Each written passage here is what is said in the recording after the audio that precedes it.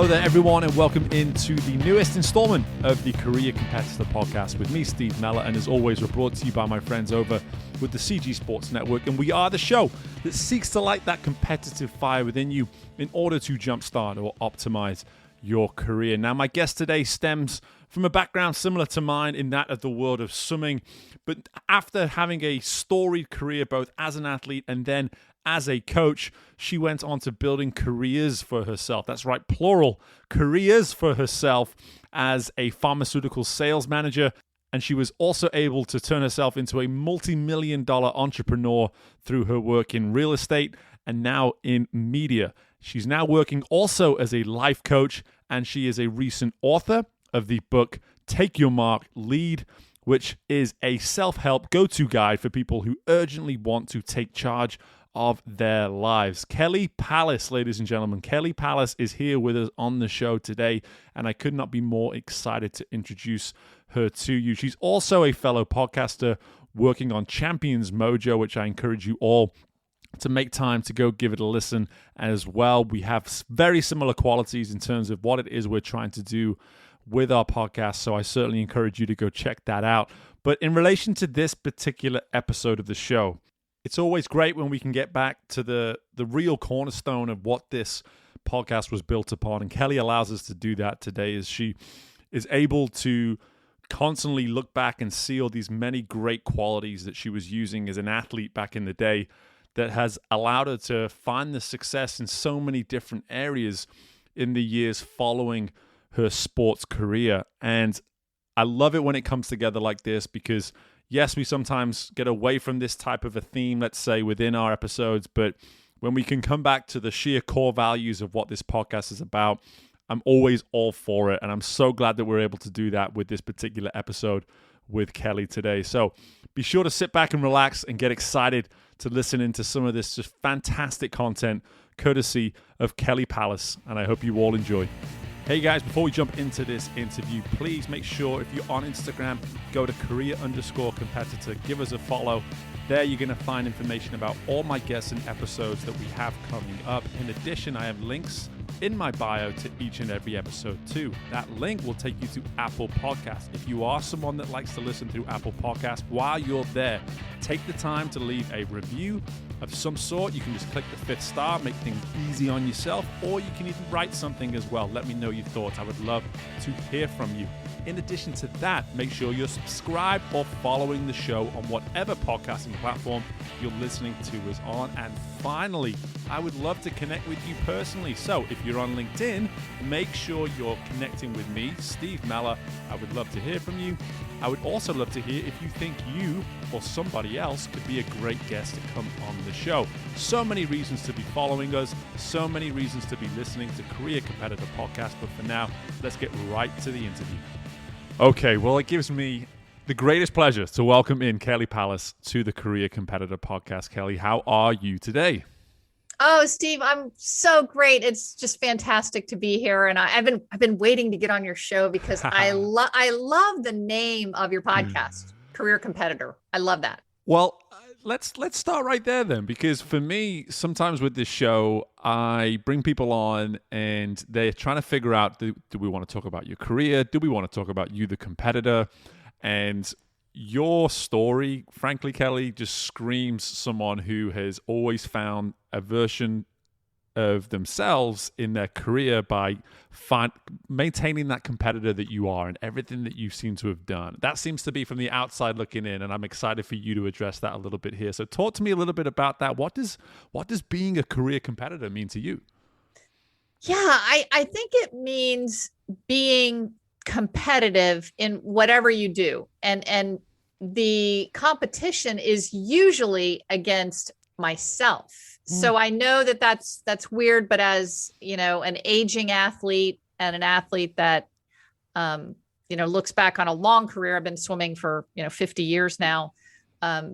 It's usually just being competitive against myself. So I think being competitive and then taking whatever that is. Okay. Last time that we did that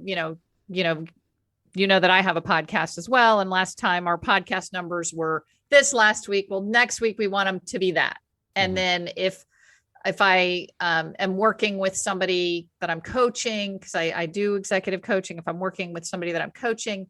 So am I being as good this week as I was last week? So I think being competitive means something. Generally, of course, it means you want to win at things, but it also, who are you winning against, I think, is kind of a personal interpretation. Absolutely. And so many of my guests have had their own ways and perspectives and experiences of sharing this exact sentiment. And for me, what I would love to address here a little bit is the way in which you've started out this more obvious career journey of being an athlete, being a swimmer, as you mentioned there, and how you've found these different avenues to go down whilst remaining competitive, whilst trying to win, as you put it. How have you noticed the way in which you've evolved as a competitor from one of these ventures to the next? Because you've got a lot, you've done a lot in your lifespan, and it's so impressive. And so for me, I'm just really curious to learn how you feel as though you've evolved as a competitor over the years. Yeah, I think it's taking the best of what sports offers. So, sports offers us time management. It offers us goal setting. It offers us technique improvement. It offers us the proper mindset. So in all of my business ventures, and I've been really fortunate to be very successful in business. And I joke about this in my book, which I know we're going to talk about, that, I was kind of a bubble-headed cheerleader in high school. I was not the one that was, ever going to be voted most likely to succeed. And yet I've done so well in my careers that are not in swimming. And I think it comes from, let's start off with kind of my first one, which is being an NCAA Division I head coach. So that was a goal I had. I wanted to be like one of the youngest D1 head coaches. And I did 5 years at Arkansas. I was going to say, sorry to interrupt you, but you made a decision to do something that frankly, there wasn't much of a blueprint for either. You very much were one of the first at what you did. And I just wanted to make that sort of known to the record that this wasn't something that you were able to look around and see so many examples of it. This was a blueprint that you yourself were having to create. Right. And then it was actually going against the tide, where I had some of my own swimmers say they didn't want to swim for a woman. They changed that. But just so setting goals to, in order to be a D1 head coach, first, you've got to do a number of years as an assistant, which I did. You've got to get certain certifications. You've got to, be a really a great recruiter, all of those things. So when you go in and you interview for the head job, you can say, yeah, well, I recruited these people to go at this school. And I was responsible for coaching, the middle distance at this school, and they got 10 All-American honors. And, so when you set up, so it was setting those goals. So I did that. And I was one of the youngest head coaches, especially, I think, probably women wise. I was one of the very first D1 head coaches altogether. And then after I left coaching, I went into Pfizer pharmaceutical sales. Sales is hugely competitive, and you get rewarded proportionally for how well you do. What's funny is when you're a head coach of probably almost any sport, you keep your job. It's now they're putting in bonuses, but even if you were a high performer back in the 90s as a D1 head coach, there were no bonuses for NCAA finalists or NCAA qualifiers or a high grade point average. You basically got to go in every year and say, okay, you're not going to get fired. So when I went into a corporate America and I worked for Pfizer Pharmaceuticals for a decade, oh my gosh, if I was number one or number two or number three, our bonuses were huge. And so it was taking those skills that I learned, which were again, time management, of course, hard work, doing things that other people didn't want to do. That's like the classic, how do you become a champion? Well, you do things other people just don't like to do. And goal setting and working hard and having, positive self-talk, the mindset of I can do this. Boy, it sure doesn't look like it. When I took over, my first Pfizer territory, it was terrible. Nobody was buying the drugs that I was selling. And then, I made those goals. And then I went on, after that to do very well in real estate. and it was, again, kind of goal setting where I don't know how I came up with this random number, but I said, by the time I'm this age, I want to own this many houses and I want to have flipped this many homes. And so I just broke it down into, if this is my goal by 2020 and this is the year 2000, well, then I have to do, one house a year and add that. And so it's really having a long range vision, but also working every day as if you have the short range vision, which is, taking care of the moment. And Maria and I, my co-host, who's, my best friend and my co-host of our podcast, we always talk about, just putting those pennies in the jar. So I just, I feel like that being, a jock as I kind of am and always was and was thought of as, I was nominated for my senior superlative as the most athletic in my senior, my senior class. But so it's taking those things that athletes do well and taking them into whatever endeavor outside of athletics that one wants to succeed at. Yeah. And I love the way you express the need to put the pennies in the jar, as you put it, and understanding the importance of remaining in the moment. The one thing though that is really clear, that you were willing to give all of these ventures that you've been successful in the time to come to fruition, to be successful. Like you didn't just put your foot in the water and then decide, okay, no, this isn't working, try something different. This isn't working, try something different. You talked about your role and your positions there within coaching to get yourself qualified, to put you in that position as a head coach. You talked about 10 years of commitment towards pharmaceuticals. I'm assuming that didn't come overnight in terms of the success that you had with real estate either. And in terms of understanding that all of these little moments that you were able to keep putting on top of one another after another was something that was a slow commitment. It wasn't something that was going to be overnight. And I think that is, again, getting people to understand the benefit of the goal setting that you're talking about here, that this is yes, we need to have our ultimate goals, those dream goals, but there's so many teeny tiny steps along the way. And would you say that a lot of those small moments, those small steps along the way, Kelly, that you had to have these tiny goals, these little day-to-day goals, maybe even just what am I going to get out of the day type of goals?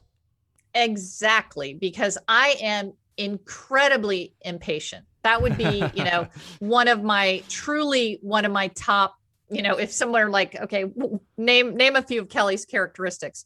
I'm impatient. So when I kind of look at all those careers, those were things that I stuck with. And it was really important to me to have I wouldn't even call them little goals, but goals that I could feel really good about and know that this was a stepping stone. And I always, it's easy to me to relate things to swimming. Like, maybe if I want to swim a 5,300 meter long course free as a woman, and I'm thinking of, people like Penny Alexiak or, Simone Manuel or, any of our freestylers, Erica Brown.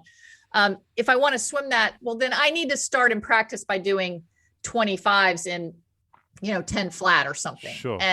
So it was kind of like when I knew that I had become a really great recruiter, it was I just want to get one recruit. It wasn't like I started out and saying, at the University of Arkansas, even though it's hard to recruit women to come and be hogs in a bathing suit, it was like, instead of like, okay, we want to get top 10 women, let's just get one. Let's just go after one. And so when I would get that one recruit, which we got, it just encourages you to go further. And even though, the first house that you get as an investor, you always remember your first house, it's kind of like, okay, that's one step closer to getting there. And I think that comes from being a miler. My best event has always been the mile. And it's like, you don't want to think, the 30s and 40s when you're swimming a mile, that is the most painful because you've put yourself out there, you're swimming on the threshold. You're not at the end yet. You probably have 500 more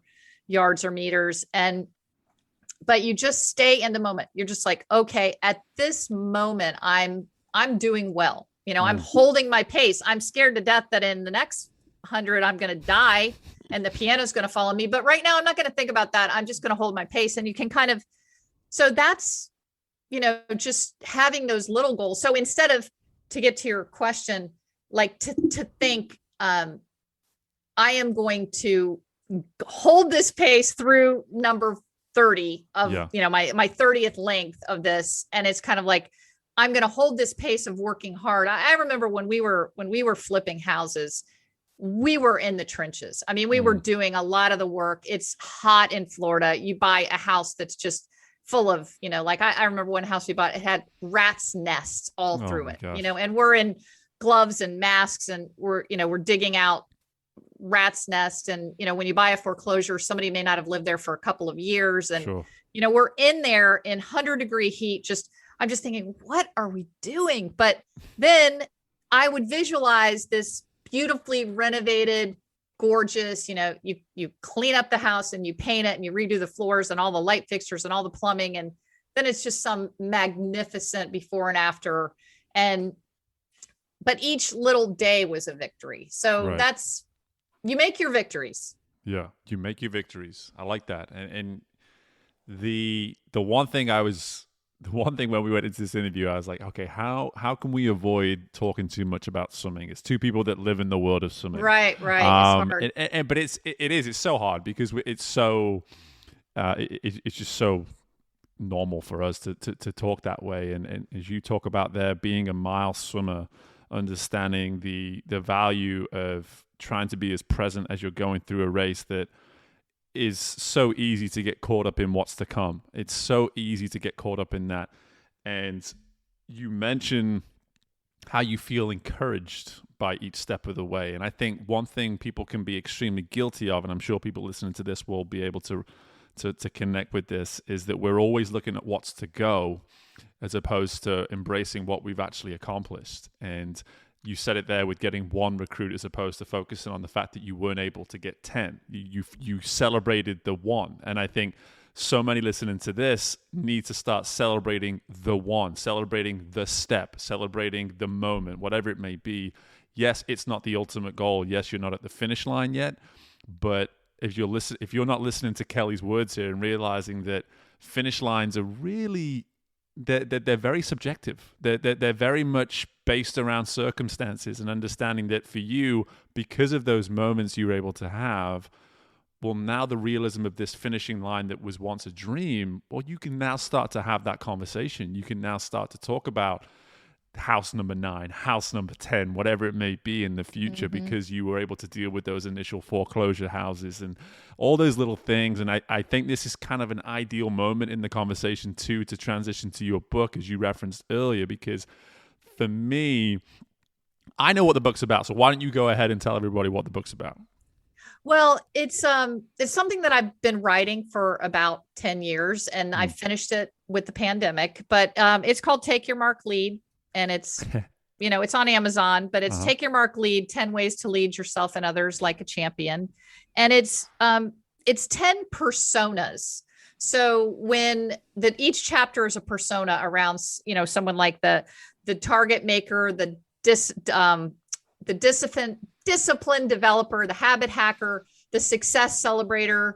I really believe that we have to kind of see ourselves as the type of person. And that's when you go through coaching training for like life coaching or health coaching or success coaching.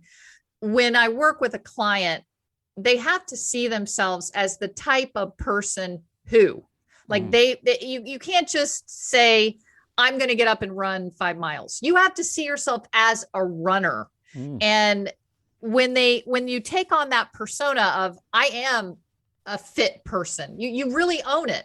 So that's the chapters are 10 chapters of the components that I think take to be a leader, to lead yourself and to lead others. And it's not just my stories. It's mostly other people's stories. Bob Bowman, I was fortunate enough to get Bob Bowman to write the foreword. That's Michael Phelps' coach for the non-swimmers in here. And he wrote the foreword, and he talks about the same thing that career competitors about, that taking these, how the world of athletics is is a tough place, and how we can transfer that into life. So I took just what we're talking about, all the tenets that I think make athletes successful that everyday people can use in the real world. So it's kind of around that concept of using these techniques and tenets that champions use, the mindset, the celebrating, the discipline, the hard work, all of those things, and using them every day in life. And so each chapter tells a story at the beginning. Some stories are, there's a golf story, there's a baseball story, there's a Cody Miller story in swimming. There is a story about me going through breast cancer and how I used that, how I used my swimming to help get me through breast cancer. So, it's really just something that I've collected stories and these tenets, and then the research, like there are 30 pages of resources in the back of where I took articles. Like it's not just me that says, oh, cold showers make you more disciplined and they help with depression. Right. All this scientific research says cold showers. Yeah. So that's the book. Yeah. Well, the reason I wanted you to explain it, because as we've spoken about through the first half of this discussion, we talk about these moments, we talk about these little steps. And one thing we talk about on this show, it's come up a lot, and something I personally address a lot in my daily work with my athletes, is that of roles, the roles that we play in our life. And you reference it as 10 personas within this book. And the one thing I don't want to do is assume that they're the same, because I don't think they are. And I'm really interested to talk to you here about, from a competitive standpoint, and you're talking about leadership. Of course, leadership is a huge component of being competitive. As you look at the many roles in your life, and you have a lot, all these many roles in your life, do you find these personas that you reference here in the book, they come and they go, and they interchange and they interweave from one role to the next? Just talk to me a little bit about how you feel personas can have to change in the sense of how our roles change on a day-to-day basis. Yes, I think that's a great question. And so I will just take on whatever of those personas that can help me in that situation. So think about like the discipline developer.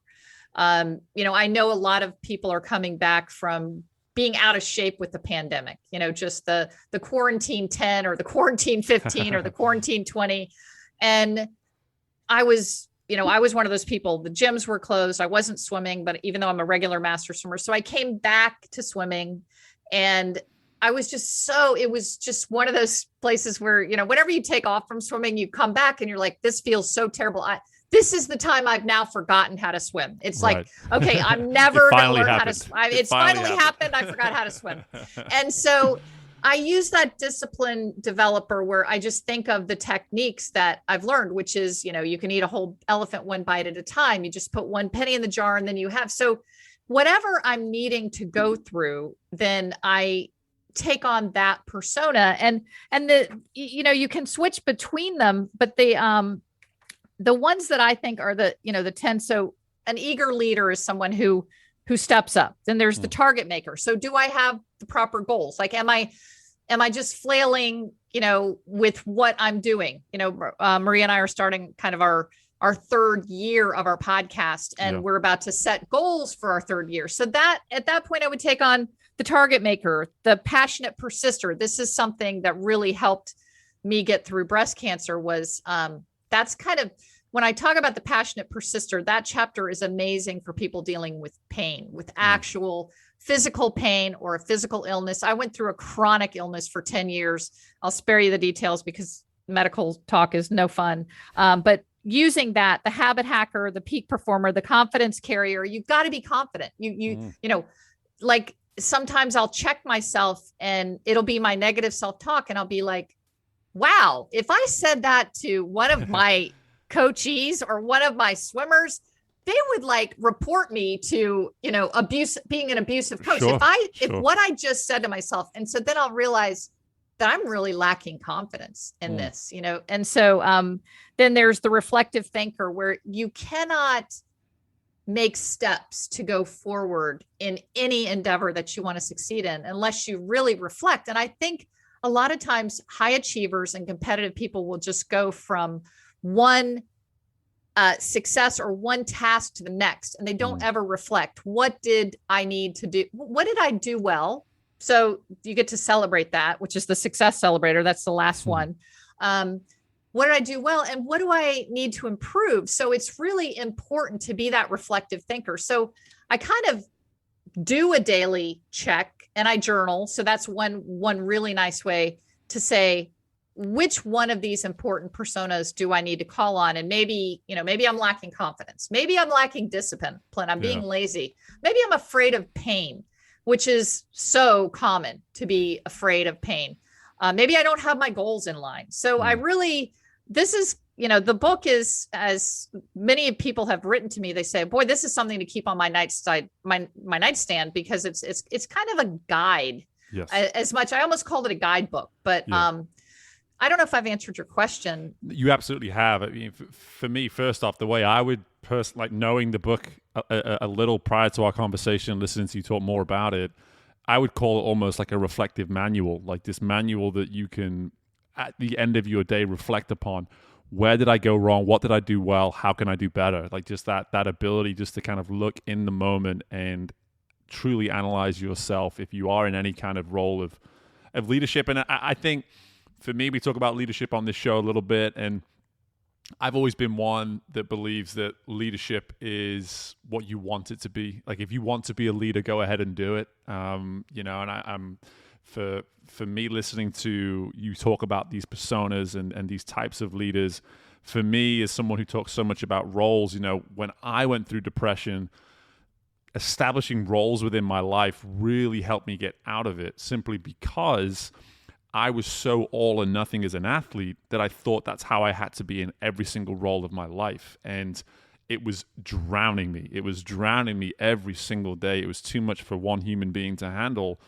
And when I listen to you talk about these types of leaders, and as I use there in my example of explaining, I see it almost as an opportunity for people to reflect daily. I think what you're providing here with this book is an opportunity for people to kind of give themselves a break. Is to say, hey, I can't do it all. I can't do it all. I can't be all 10 of these things every moment, every single day, but I can analyze it. I can reflect, and I can say, hey, you are capable of having these moments, these attributes within your life, just can't all be at once. And that's what I'm hearing, at least. Absolutely. And Maria and I say that all the time. You can't be everything all at once. And, you can do individual things at each time. And I think that you summarized it perfectly. Well, I'll just write that on the book next time you for the second one. But anyway, the where I want to kind of finish this today, Kelly, is that your podcast, Champions Mojo. I love it. Obviously, I've been on, and I'm excited for my episode to be released. We are too. It was a great show. Yeah. And so for me, this, I'm going to sort of classify this as the final role. Let's stick with that theme. The final role that you have within your life on a day-to-day basis. Talk to me a little bit about the reason why this came about. Why almost 3 years ago, the two of you sat down and said, this is something we have to do. Talk about where it is you're trying to go with it. Just give me a little bit of a timeline or a reflection, let's say, on what the show's about and really just why it's so important to you. Yeah. So I love technology, believe it or not. Even though I'm a little older than the normal technology crowd. Maybe it's because my husband is 12 years younger than I am. When we met, he was 30 and I was 42. And so he's a techno head. So he started listening to podcasts, and he got me turned on to podcasts. And this was before podcasts really just took off. Sure.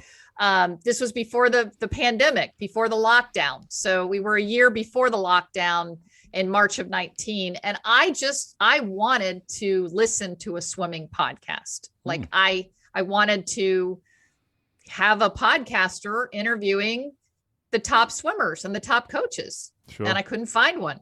There was not one. It was USA Swimming had one once a month, and it was kind of spotty. And, I think that was like the main one. Swim had one in the 2015, but it died. There was not one for Swim.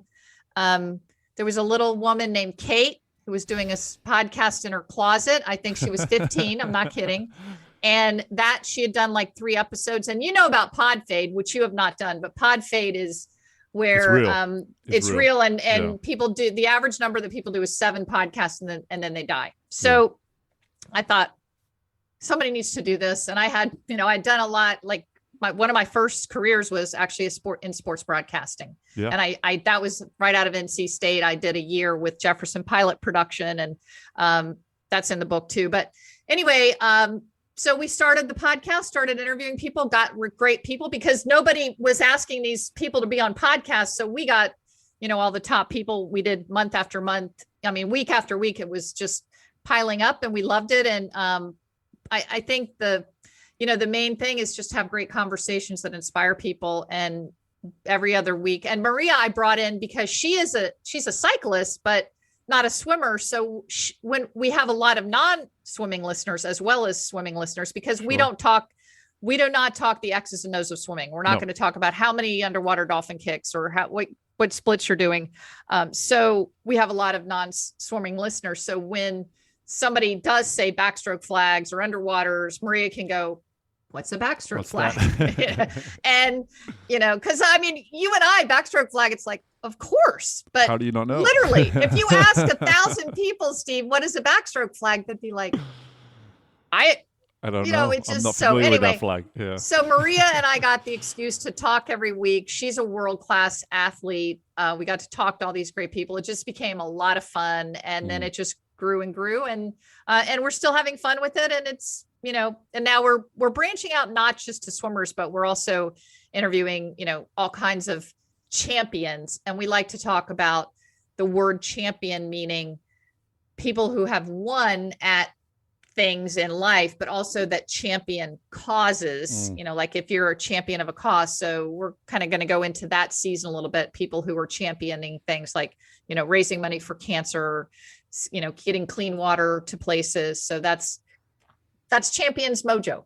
There you go. And if you've not listened to it, please do. And for me, what I love through this description is it really does hold true to a lot of what's in your book as well. You're bringing people on. Yes, there is a big swimming community that's going to be following your podcast, but at the same time, like you said, you're not talking about the X's and O's. You're talking about the discipline, the persona, as you use it, that word, that the persona of these people that make up who they are, that is why they've been able to help people get to points of becoming champions. And I'm sure with these people as well that are championing their certain causes, it's all about them, the people. It's about the person behind the champion. And I think that's a lot of what we do on this show too.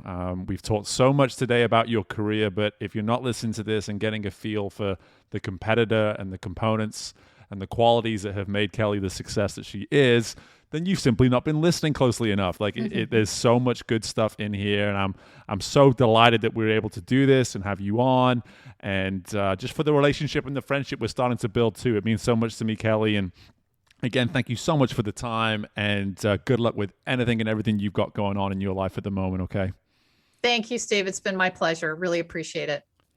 And my thanks again to Kelly for joining us on the show today. And before I forget, please make sure you take the time to go check out Take Your Mark, Lead. You can find that book on Amazon right now if you go check it out on there. You can also go to takeyourmarklead.com where you can find out more information about the book and obviously get a copy of it for yourself too. So highly encourage you to do that. And I hope that our conversation today, courtesy of so many fantastic pieces of insight from Kelly, was enough to motivate you to do exactly that. Now, one area that I really wanted to hammer home with all of you based on that conversation is that you have to be in the game long enough to reap the rewards. And this is something that has come up in different ways before on the show, but the way in which Kelly addresses it as putting pennies in the jar each and every day, and understanding that, yes, we need that big picture. We need to understand that as competitors, as we go down this path within our careers, that there has to be an ultimate goal. And maybe we have many ultimate goals that require many different approaches and can be on slightly different timelines. But that desire to constantly put a penny in the jar each and every day in order to move and progress and give ourselves these opportunities to achieve these incremental milestones along the way. It's such an important thing to truly embrace. And it's not about just being aware of it. It's about embracing it. Understanding that so many of these careers that Kelly has been successful in, none of them have been quick gains. They've all been long-term investments. They've all been these careers of longevity. And that is okay. Overnight success is not a normal thing. That's fortuitous. That is extremely lucky to have overnight success. That is not necessarily something that we can all expect or plan for. We have to understand that for 99.9% of us, we got to put those pennies in the jar every day. Have that big picture. Have that overview of what you want the finish line to look like. Know where you're going with your everyday decision making. But understand that those pennies are going to be put in the jar. That investment's going to be sometimes feel like it's really slow, but it's going to pay off. As long as we're understanding that we are in the long game. We are doing this for long-term benefits and hopefully consistent success for many, many years to come. So just some really great insight there, courtesy of Kelly. And I'm sure you took away your own nuggets of advice as well. And I hope you did. I hope there was maybe one or two things that maybe I didn't necessarily pick up on that you did. And that's what this show's all about, giving you just a massive amount of information and hoping that one or two of these pieces of advice will rub off on you and have an impact in your day, in your life, in your career as well. So thank you so much for taking the time for joining us. If this is your first time joining and listening to the show, I really do appreciate it. Be sure to subscribe so that you're never missing out on future episodes. And in the meantime, best of luck with anything and everything you've got going on within your world. And I look forward to speaking with you all again very soon. Bye for now.